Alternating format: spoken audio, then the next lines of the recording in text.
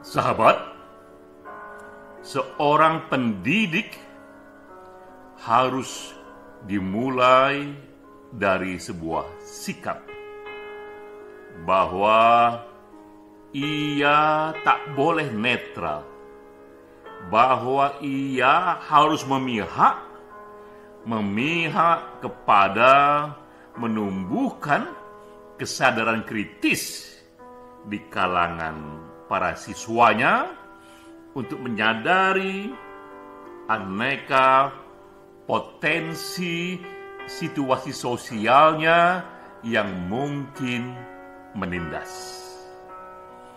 Ini adalah kutipan terkenal dari Paulo Freire. Ia seorang pendidik, seorang filsuf pendidikan dari Brazil. Kala itu Paulo Freire melihat sistem pendidikan di Brazil, betapa ia melihat di sana pendidikan hanyalah mereproduksi sistem sosial yang besar yang tidak adil. Akibatnya, semakin tinggi pendidikan seorang siswa di sana, semakin ia terintegrasi ke dalam sistem industri yang tidak adil. Maka, kata Paulo Freire, ia ingin pendidikan berfungsi sebaliknya. Ia menciptakan pendidikan alternatif yang justru membuat siswa harus kritis terhadap situasi sosialnya dan memulai sekecil apapun langkah-langkah pembebasan. Ini kutipan yang kuat untuk kita mulai diskusi webinar dari Satu Pena. Ini webinar dari Perkumpulan Penulis Indonesia yang ke-31. Topik kita hari ini adalah soal pendidikan yang membebaskan. Yang menjadi pembicara sahabat kita Miraj Dodi Kurniawan berdasarkan buku yang dikarangnya yang terbit di tahun 2021. Saya sudah baca buku ini, buku yang bagus. Selamat untuk teman kita Miraj Dodi Kurniawan. Saya di sini hanya ingin memperkaya diskusi dengan menukik lebih jauh mengenai pentingnya hak asasi manusia sedini mungkin, seawal mungkin masuk ke sekolah dan pesantren di Indonesia. Saya mulai dengan slide pertama. Nah, ini berita yang baru, berita di tahun 2021 mengenai New York University Library yang menyelenggarakan sebuah simposium untuk critical pedagogy.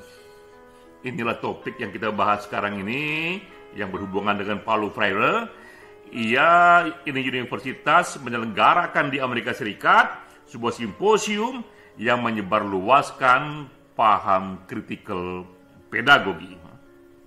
Ini penting karena kita tahu perpustakaan New York ini itu perpustakaan kampus terbesar di Amerika Serikat.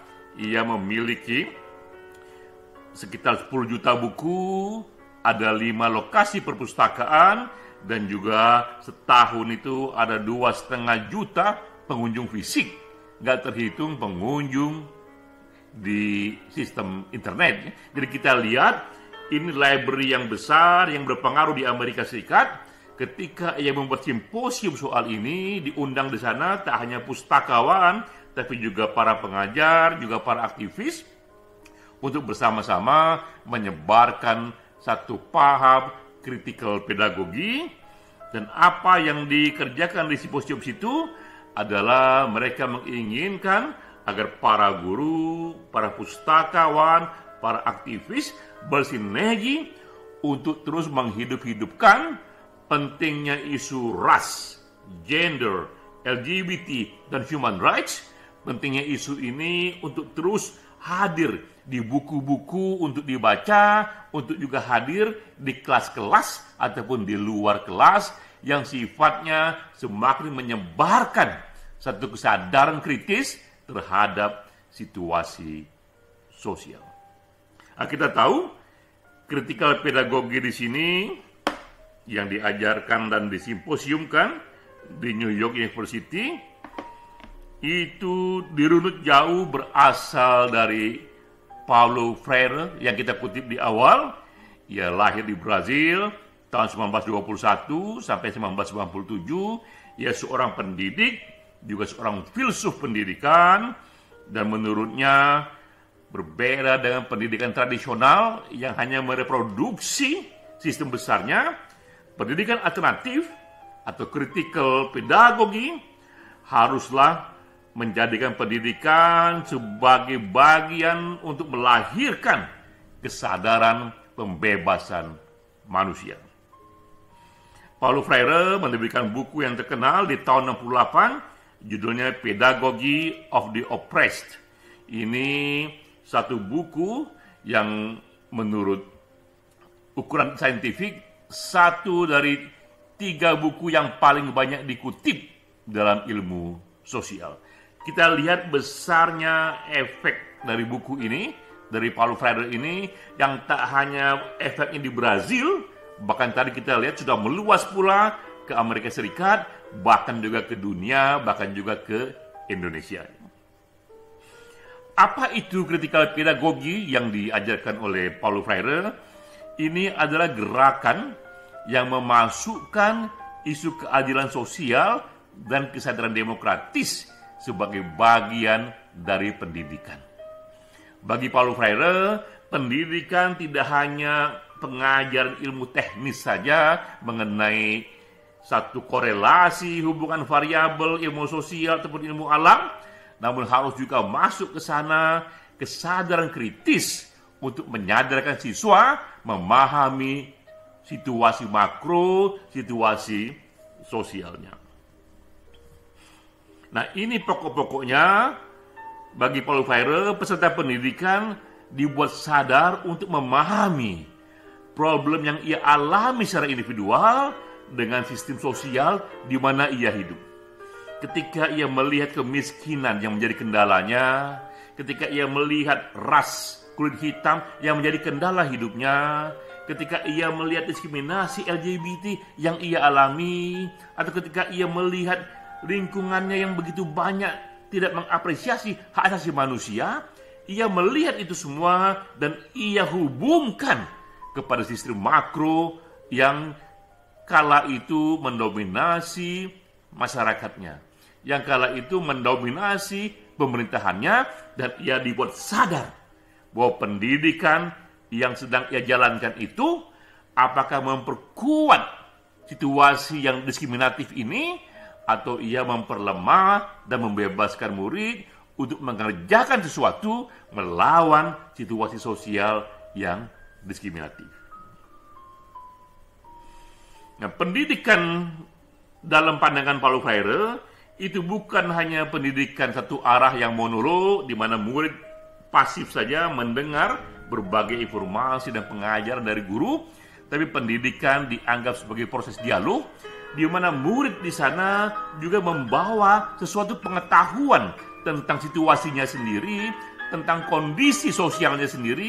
Ia bukanlah kertas putih, tabula rasa yang hanya bisa diisi oleh guru, tapi ia pun membawa riwayat pengalamannya sendiri, sehingga pendidikan menjadi proses dialog antara guru dan murid.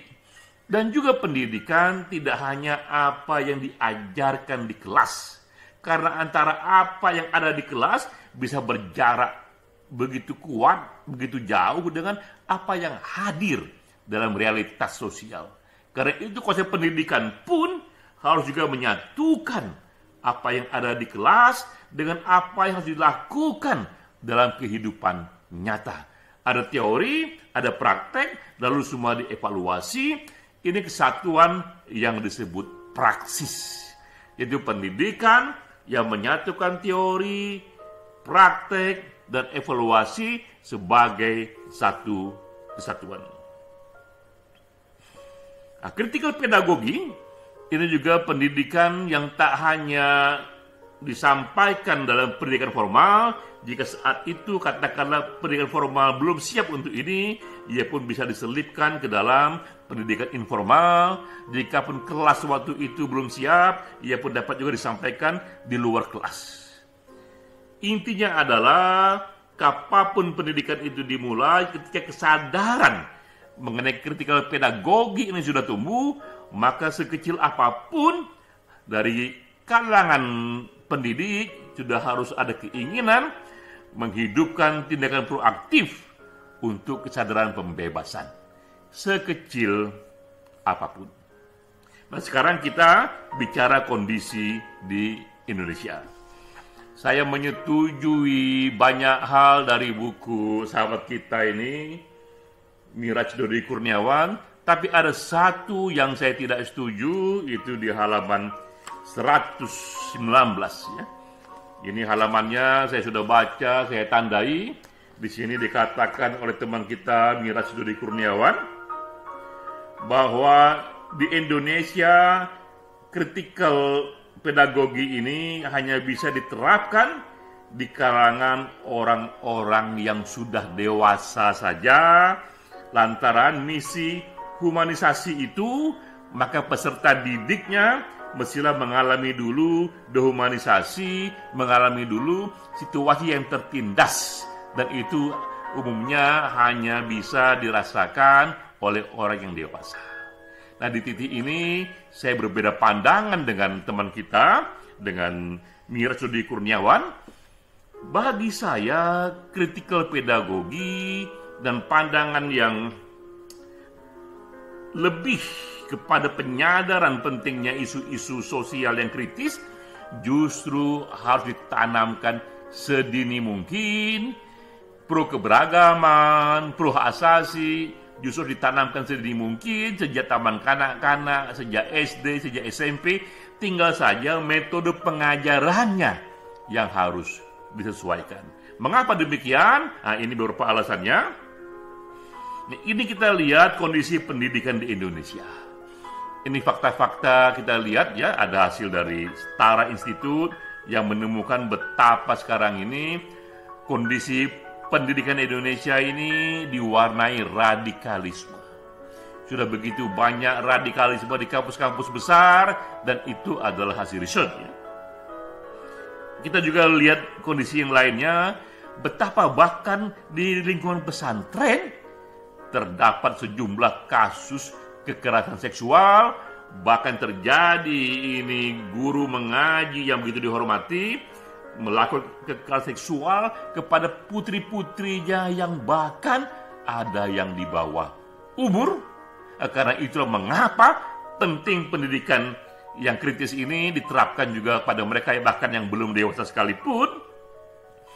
Dan ini pandangan dari UNESCO bahwa pendidikan di Indonesia kurang mengakomodasi hak asasi manusia.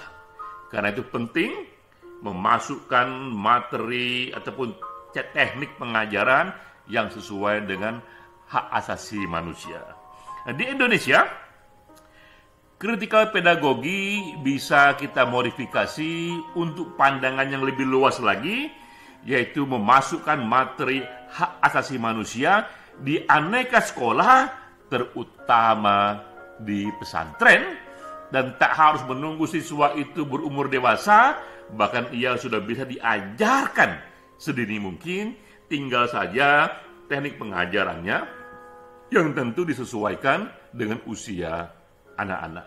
Saya membayangkan isu-isu keberagaman, betapa pentingnya mereka menghargai keberagaman, diajarkan bahkan sejak taman kanak-kanak, betapa pentingnya untuk menghargai bahwa setiap individu punya hak memilih gaya hidupnya sendiri. Yang dilarang hanyalah jangan melanggar hukum nasional, tapi mengenai keberagaman pikiran, keberagaman agama, keberagaman lifestyle, itu justru harus diajarkan sedini mungkin, tak hanya di sekolah menengah ataupun dasar, tapi juga di aneka pesantren. Nah, ini yang penting. Berikutnya bahwa pemerintah harus hadir. Pemerintah memastikan bahwa hak asasi manusia memang diajarkan dan mewarnai sekolah ataupun pesantren. Itulah jejak dan modifikasi yang bisa kita kerjakan untuk paham-paham Paulo Freire, untuk critical pedagogy, bahwa kita memasukkan lebih jauh ke dalam satu kerangka hak asasi manusia untuk masuk ke dalam sekolah dan juga ke dalam pesantren, seperti dikatakan di awal yang dikutip dari pengantar saya ini, bahwa seorang pendidik ia tak boleh netral, ia sudah harus datang dengan sikap yang berpihak untuk menyadarkan para murid-muridnya pentingnya memahami, pentingnya menghargai prinsip-prinsip hak asasi manusia, tak hanya di sekolah, tak hanya kepada orang dewasa, bahkan juga kepada anak-anak sekalipun, tak hanya kepada sekolah umum, tapi juga kepada pesantren. Salam.